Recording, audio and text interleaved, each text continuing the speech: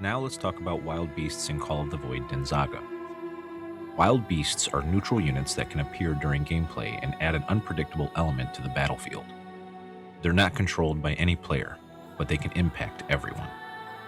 There are three types of wild beasts that you can identify them by the color on their card. Beasts with red corners are aggressive. These will attack first when they're triggered, making them an immediate threat. Beasts with green corners are passive. These do not attack when triggered. And finally, beasts with silver corners are spiritual. These behave similarly to aggressive beasts. However, each one has a unique ability that sets it apart. That ability is explained directly on the card. Understanding the type of beast you're dealing with can be the difference between a smart play and a costly mistake.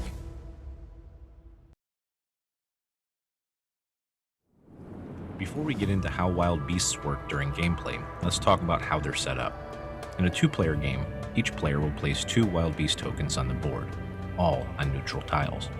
In a 3 or 4-player game, each player places 1 wild beast token instead. As the game progresses, wild beasts will be removed through combat or taming. If at any point all wild beasts on the board have been cleared, the battlefield is replenished with new wild beasts right before the next event card is pulled. When placing new wild beasts, they cannot be placed adjacent to any player-owned units or structures. Now let's look at how they function during gameplay. When one of your units moves adjacent to a wild beast, it immediately triggers that beast. At that moment, you'll flip over the top card of the wild beast deck to reveal what you're dealing with. In this example, we've revealed a passive beast. Since it's passive, it does not attack or react when triggered. However, your unit's movement immediately stops once the beast is triggered. You cannot continue moving past it during that action.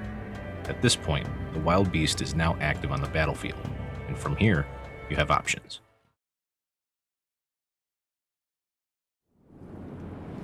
Now let's look at attacking wild beasts. In this example, we're attacking with an Onyx Vidkee from 3 spaces away. Since she has a range of 3, she's able to attack without moving adjacent to the beast. We flip over the wild beast card, revealing Sunderhorn, an aggressive beast with a defense stat of 3. Because we're attacking from range, the beast does not get to strike first. We're getting the jump on it. To deal damage, we need to roll higher than its defense. I roll a d10 and get a 4. That's a successful hit, dealing 3 damage to Sunderhorn. However, Sunderhorn only has a range of 1, so it cannot attack back from this distance. It's also important to note that Sunderhorn is still alive after this attack, so it remains a threat on the battlefield. The reason you want to attack wild beasts is for the rewards. When defeated, they drop resources that can be used to build units, construct structures, and strengthen your position. Now, if you were to move adjacent to an aggressive beast instead, it would attack first before you have the chance to act. Or, if you're playing as the Dendro faction, you have another option, taming the beast instead of destroying it.